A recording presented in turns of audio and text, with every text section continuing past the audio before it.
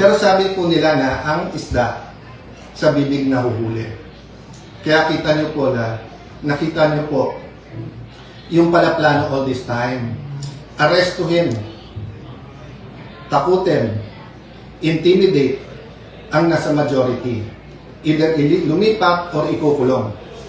So as I said, at the proper time, evidence will come out. I won't go to the merits, demerits. Wala kaming problema na kasuhan. Wala kaming problema na sa korte patunayan kung sila ay guilty o hindi. Ang problema po namin, yung gagamitin yung threat, na pag lumipat ka dito, wala ka ng kaso. Pag diyan ka, tutuluyan ka namin. Wala pa nga yung impeachment, ganyan na ang usapan. Ano pa kaya? So again I've communicated this behind closed doors. I've communicated this in rooms like this with the majority, minority. I've communicated it through the social media. I've communicated this with the traditional media. Hindi kami nandito para makipag-confrontation. Hindi kami dito para magbangayan araw-araw. Inayos namin yung impeachment.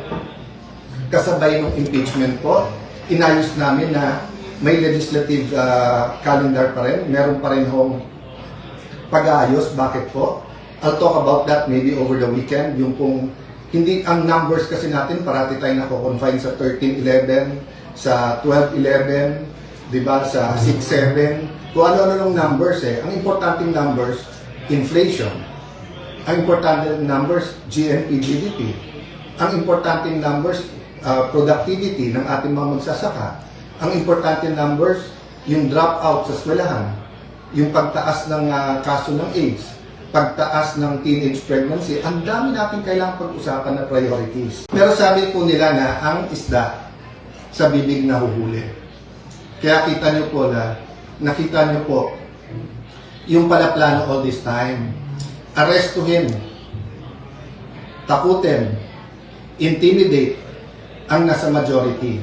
Either lumipat or ikukulong. So as I said, at the proper time, evidence will come out. I won't go to the merits, demerits. Wala kaming problema na kasuhan.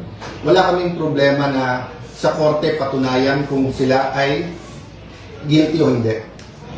Ang problema po namin, yung gagamitin yung threat, na pag lumipat ka dito, wala ka ng kaso. Pag diyan ka, tutuluyan ka namin. Wala pa nga yung impeachment, ganyan na ang usapan. Ano pa kaya?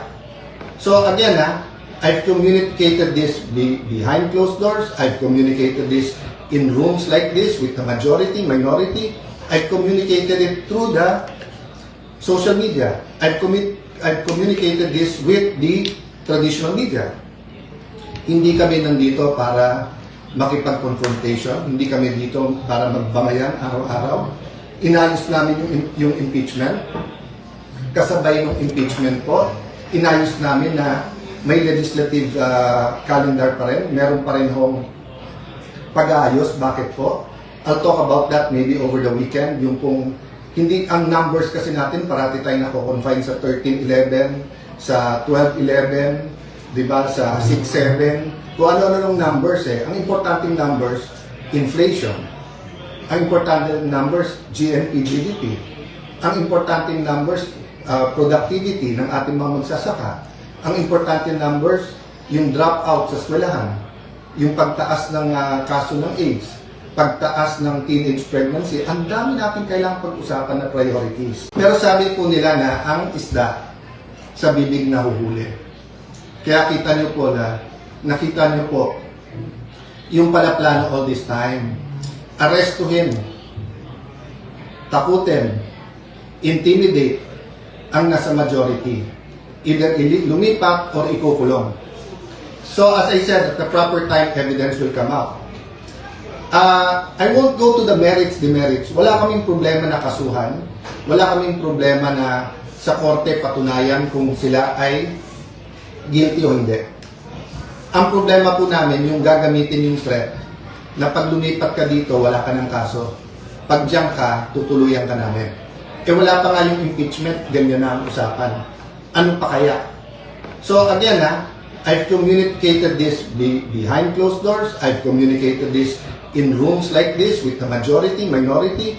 I've communicated it through the social media. I've communicated this with the traditional media. Hindi kami nandito para makipag-confrontation, hindi kami dito para magbangayan araw-araw. Inayos namin yung impeachment. Kasabay ng impeachment po, inayos namin na may legislative calendar pa rin. Meron pa rin hong pag-aayos. Bakit po? I'll talk about that maybe over the weekend. Yung pong, hindi ang numbers kasi natin, parati tayo nako-confine sa 13-11, sa 12-11, di ba, sa 6-7, kung ano-ano ng numbers eh. Ang importanteng numbers, inflation. Ang importanteng numbers, GNP, GDP. Ang importanteng numbers, productivity ng ating mga magsasaka. Ang importanteng numbers, yung dropout sa eskwelahan. Yung pagtaas ng kaso ng AIDS. Pagtaas ng teenage pregnancy. Ang dami natin kailangang pag-usapan na priorities. Pero sabi po nila na ang isda sa bibig nahuhuli. Kaya kita nyo po na, nakita nyo po, yung pala plano all this time, arestuhin, takutin, intimidate ang nasa majority. Either lumipat or ikukulong.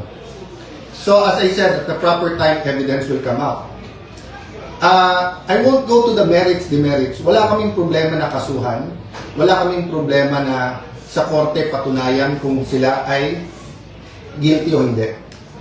Ang problema po namin, yung gagamitin yung threat, na pag lumipat ka dito, wala ka ng kaso. Pag diyan ka, tutuluyan ka namin. Eh wala pa nga yung impeachment, ganyan na ang usapan. Ano pa kaya? So again I've communicated this behind closed doors. I've communicated this in rooms like this with the majority, minority. I've communicated it through the social media. I've communicated this with the traditional media. Hindi kami nandito para makipag-confrontation, hindi kami dito para magbangayan araw-araw. Inayos namin yung impeachment. Kasabay ng impeachment po, inayos namin na may legislative calendar pa rin. Meron pa rin hong pag-aayos. Bakit po?